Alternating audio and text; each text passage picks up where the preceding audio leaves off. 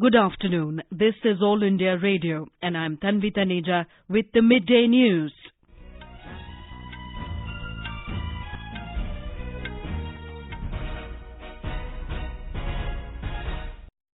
The headlines. Polling gathering momentum for 70-member assembly seats in Delhi. 27% voter turnout recorded so far.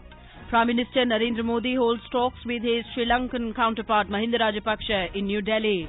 Government is working towards the goal of reaching 8% growth rate, says Finance Minister Nirmala Sitharaman.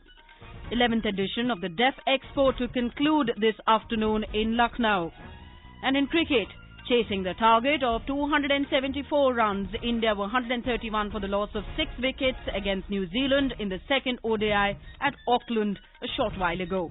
Indian women defeat Australia by 7 wickets in the ongoing T20 Tri-Series at Melbourne. Smooth voting is underway for the 70-member Delhi Assembly. Around 27% voter turnout has been reported so far. President Ramnath Kovind, former Vice President Hamid Ansari, Delhi Lieutenant Governor Anil Baijal, Chief Minister Arvind Kejriwal, Union Ministers Dr. Harshvardhan, Dr. S. Jaishankar and Congress leaders Sonia Gandhi, Rahul Gandhi and Priyanka Gandhi were among those who exercised their franchise this morning. Over 13,000 polling booths have been set up in the national capital for over 1 crore 40 lakh voters. Voting, which began at 8 this morning, will continue till 6 in the evening. A total of 672 candidates are in the fray for 70 assembly seats.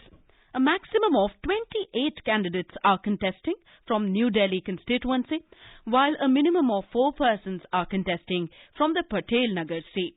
Elaborate arrangements have been made to ensure free, fair and peaceful polling. Delhi Police has deployed 42,000 personnel. 190 companies of paramilitary forces and 19,000 home guards have been deployed for security during the election process. Counting of votes will be taken up on Tuesday. We now go over live to our correspondent Divakar, who is at the Auckland Assembly constituency to give us more updates. Divakar, you are out there. First of all, tell us which booth you are presently at and tell us about the mood of the voters there. Well, Tanvi, I am here at a polling booth in Abu Fazal area of Auckland Assembly constituency, and I can see a large number of people have come out to cast their votes. People from all age groups and particularly women are in large numbers in the queue waiting to exercise their franchise. Tanvi, not only in this constituency, when I was visiting other areas like Malviya Nagar, Mehrauli, Hauj Khas, the same scenes of long queue were visible outside the polling booth. Election Commission has made several arrangements so that people can cast their vote hassle-free. Basic facilities like drinking water, help desk, toilets, separate entry and exit gates, and pick-up and drop facility for old people are being provided. If you talk about this assembly constituency, Amanatullah Khan of Aam Aadmi Party, Brahma Singh of BJP, and Pravej Hashmi of Congress are the main contenders in this assembly election. Back to you, Tanvi. Thank you, Divakar. We also have our correspondent Bhupender, who is at the Patparganj Assembly constituency in East Delhi with more updates. Tanvi, currently I am observing the polling process at Patparganj constituency in East Delhi. Voting has picked up pace with voters of all age groups turning out with much enthusiasm. What is especially good to see is the youth in large numbers who are engaged in constructive conversation on different agendas while they are waiting in queue. Meanwhile, senior citizens have also turned out in large numbers and are praising the Election Commission special arrangements for them. Voters are casting the votes peacefully as of now. Elaborate security arrangements have also been made for the smooth functioning of the process. From this seat, Delhi Deputy CM Manish Sisodia and Ravi Negi from BJP are the main candidates in the fray. Yes, our correspondents spoke to some of the voters to know about their views who cast their votes today. I am Uzma Khan. I have just cast my vote at Kasturba Nagar constituency. I am very excited as I am first time voter. Myself Rahul, and I have come to vote in Parvati constituency. And I see in my polling station, Election Commission had made elaborate arrangements for the voters. I am Manmeet Kaur from Lakshmi Nagar constituency. Voting arrangement is excellent. My name is Aviral Jain, and I just came back after giving the vote. I was supposed to leave out of town tomorrow, but I stayed back for a day so that, because voting is also important and it is my right to vote. Prime Minister Narendra Modi held talks with his Sri Lankan counterpart Mahinda Rajapaksa in New Delhi. Talking about age-old relations with Sri Lanka, the Prime Minister said, Bharat और श्रीलंका अनादि काल से पड़ोसी भी हैं और घनिष्ठ मित्र भी हैं। हमारे संबंधों के इतिहास का ताना बाना संस्कृति, धर्म, अध्यात्म, कला और भाषा जैसे अनगिनत रंग बिरंगी धागों से बुना गया है। चाहे सुरक्षा हो या अर्थव्यवस्था या सामाजिक प्रगति, हर क्षेत्र में हमारा अतीत और हमारा भविष्य एक दूसरे से जुड़ा हुआ है। Mr. Rajapaksa arrived in New Delhi yesterday on a 5-day visit to India. He is accompanied by a high-level delegation, which includes ministers, MPs and top Sri Lankan officials. Earlier this morning, he was given a ceremonial reception at Rashtrapati Bhavan. External Affairs Minister Dr. S. Jaishankar called on the visiting dignitary and termed Sri Lanka as a partner in development, progress and security. A delegation of the Congress party, led by former Prime Minister Dr. Manmohan Singh, also called on the Sri Lankan Prime Minister. The visiting dignitary will call on President Ramnath Kovind in the evening. He is also scheduled to visit historic religious sites, including Varanasi, Sarnath, Bodh Gaya and Tirupati during his visit. This is the first visit of Mr. Rajapaksa abroad since he took over as the Prime Minister. Union Finance Minister Nirmala Sitharaman has assured that the government is working towards the goal of reaching 8% growth rate. She was interacting with the members of trade associations, industrialists, chambers of commerce, banking, insurance and cooperatives on the union budget in Chennai today. Ms. Sitharaman said the general budget has been prepared to meet the aspirations of the people, improve economic development and provide a caring society. Referring to the increase in investments, the minister said that foreign direct investments have increased to the maximum level and foreign exchange reserves were intact. She said introducing a new tax system on income tax was a new thought to ease the complications in filing tax returns. She also told that utmost care would be given to entrepreneurs of the micro, small and medium enterprises and explained that the Ministry of Finance would be ready to help in cases where loans were denied by banks to those who want to avail loans. She said the ministry would be launching a separate cell to address the issues with regard to the MSMEs. Ms. Sitharaman also said that her ministry will immediately take up the issue of undue penalty levied on the vessels at the harbour due to the non-availability of documents from China due to the spread of coronavirus. She also said that there was no extra tax for raw materials but only for consumption products in the country.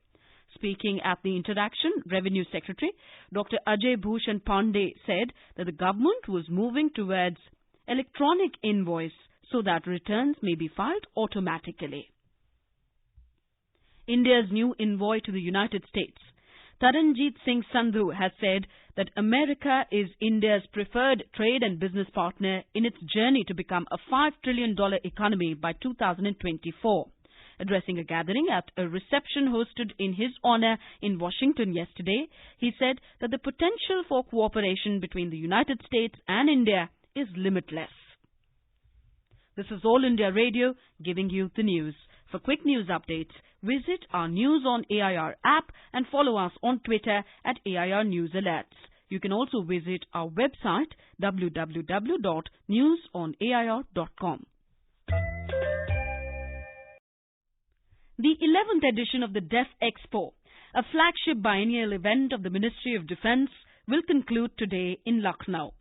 Defence Minister Rajnath Singh will preside over the valedictory session this afternoon. However, the DefExpo 2020 will remain open for general public from today till tomorrow afternoon.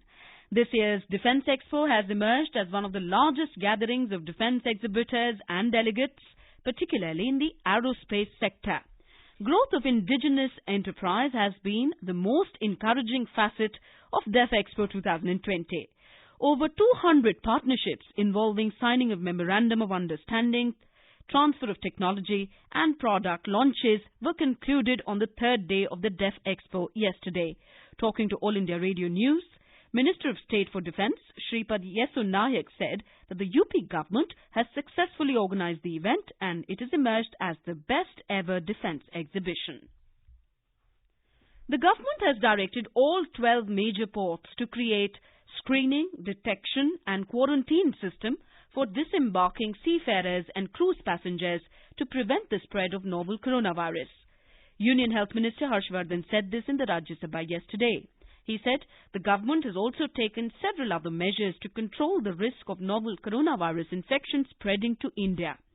Meanwhile, External Affairs Minister Dr. S. Jaishankar tweeted that many Indian crew and some Indian passengers on board the cruise ship Diamond Princess were quarantined off Japan due to the coronavirus. He said none have tested positive as per the latest information provided by the Indian Embassy in Tokyo. Union Health Secretary Ms. Preeti Sudan said no new case has been detected in the country. On to sports news. In men's cricket, New Zealand have set a victory target of 274 runs for India in the second one-day international match in Auckland. India were 153 for the loss of 6 wickets in 31 overs when the reports last came in. Put into bat, the Kiwis put up 273 for the loss of 8 wickets in the stipulated 50 overs. Martin Guptill top scored with 79, while Ross Taylor played an unbeaten knock of 73 runs. Henry Nicholls contributed 41 runs. For India, Yuzvendra Chahal scalped 3 wickets, while Shardul Thakur took 2 and Ravindra Jadeja took 1 wicket. In women's cricket, India defeated Australia by 7 wickets in Melbourne, keeping their hopes alive for a place in the final of the ongoing T20 Tri-Series. Details from our correspondent. Smriti Mandhana struck a sublime half-century as India finally produced a good batting display to record a 7-wicket win over Australia in Melbourne today. The win has their hopes alive for a place in the final of the ongoing T20 Tri-Series. The hosts posted 173 for 5 after India skipper Harmanpreet Kaur elected to field at the Junction Oval. With this win, India moved to the second position in the points table behind England. The winner of the final league match between Australia and England tomorrow will decide the finalists for the title clash on 12th of February. In the FIH Pro League Hockey starting in Bhubaneswar, Odisha today, India faced stiff test against world champions Belgium in their second round of the tournament. Belgium are currently leading the standings with 11 points from 4 games, while the Netherlands are placed second with 7 points from as many matches. Australia are placed third with 6 points from 4 games, followed by Germany and India. This is Subha Kaul, Sports Desk. Jammu and Kashmir Lieutenant Governor Girish Chandra Murmu has said that the administration is working to uplift the economy in league with leading financial institutions. He said the administration is working for active and responsible participation of local democratic institutions, including block development councils and panchayats, in development process. Ireland began voting in a general election today, with Prime Minister Leo Varadkar hoping to secure a new term on the back of Brexit, but voters are likely to judge him more on his domestic record. Polls opened across the country at 700 hours GMT, although a small number of islands of the west coast voted yesterday to allow for rough seas that could disrupt the transport of ballots by boat. Some 3.3 million people are eligible to vote to elect 159 members of the Dáil, the lower chamber of Parliament in Dublin. And now, before we end the bulletin, here are the headlines once again. Polling gathering momentum for 70 assembly seats in Delhi. 27% voter turnout recorded so far. Prime Minister Narendra Modi holds talks with his Sri Lankan counterpart Mahinda Rajapaksa in New Delhi. Government is working towards the goal of reaching 8% growth rate, says Finance Minister Nirmala Sitharaman. 11th edition of DefExpo to conclude this afternoon in Lucknow. And in cricket, chasing the target of 274 runs, India were 153 for the loss of 6 wickets against New Zealand in the second ODI at Auckland a short while ago. And Indian women defeat Australia by 7 wickets in the ongoing T20 Tri-Series at Melbourne. And with that, we end the Midday News.